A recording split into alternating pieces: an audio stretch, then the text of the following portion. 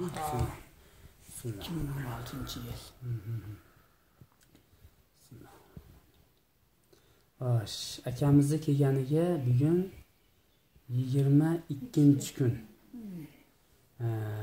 Akamizdagi holat bu qorin bo'shlig'idagi holat, shunday holat edi. Qattiq holatda, lekin o'zi qanday holatligini sezmas edi. Bizda mana muolajalar boshlandi. Xo'sh, 18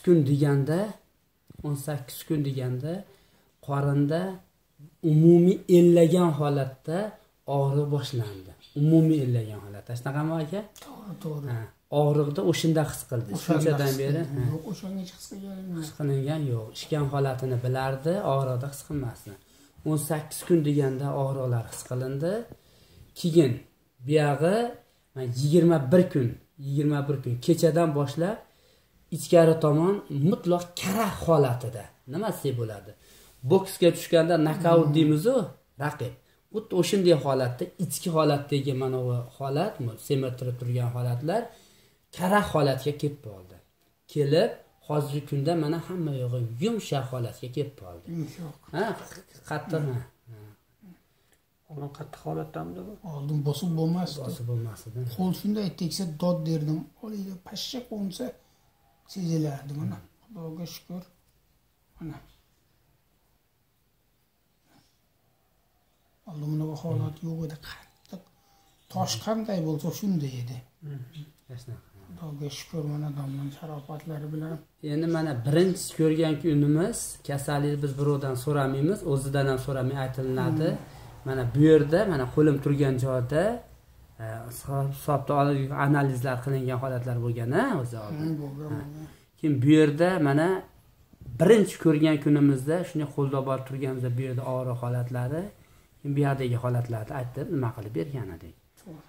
Xudo xolasa, mana bir kunda 21 kungacha deymiz, holatlar Xudo xolasa o'zini holatini ushlab boryapti.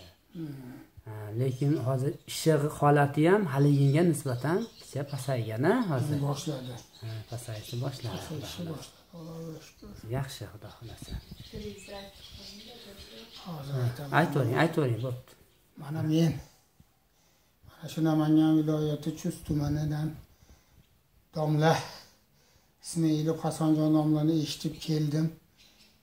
2016-yilda operatsiya bo'lgan bo'lsam, operatsiyaning asorati tufayli shu qorin katta bo'lib shishib, og'riq paydo bo'ldi.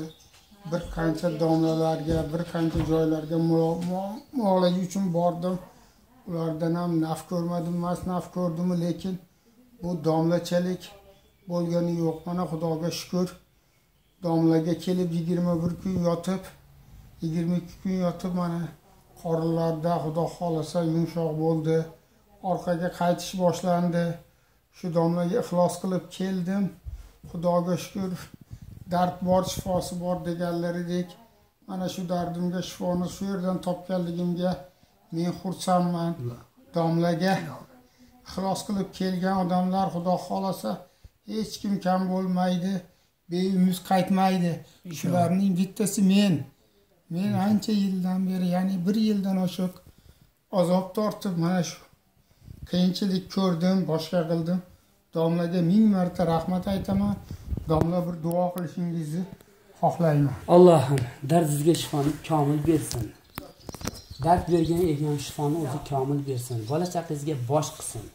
Rizqingizni keng, mo'l, barakotli qilsin. Barakali yillar o'g'il qizlaringizga daoda bo'lib yurishni nasib qilsin. Amin. Allohim nomut qo'ymasin.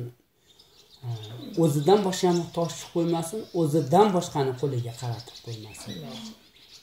Va qur robbim varhamda anta xoyrur rahmatika. Sizdan sog' salomat chiqib ketishingizni Allohim nasib qilsin. Mana yuryapsiz endi hozir bemalol yurishlar, bemalol tashqariga chiqish, bemalol bo'lib qoldi. Yaxshi.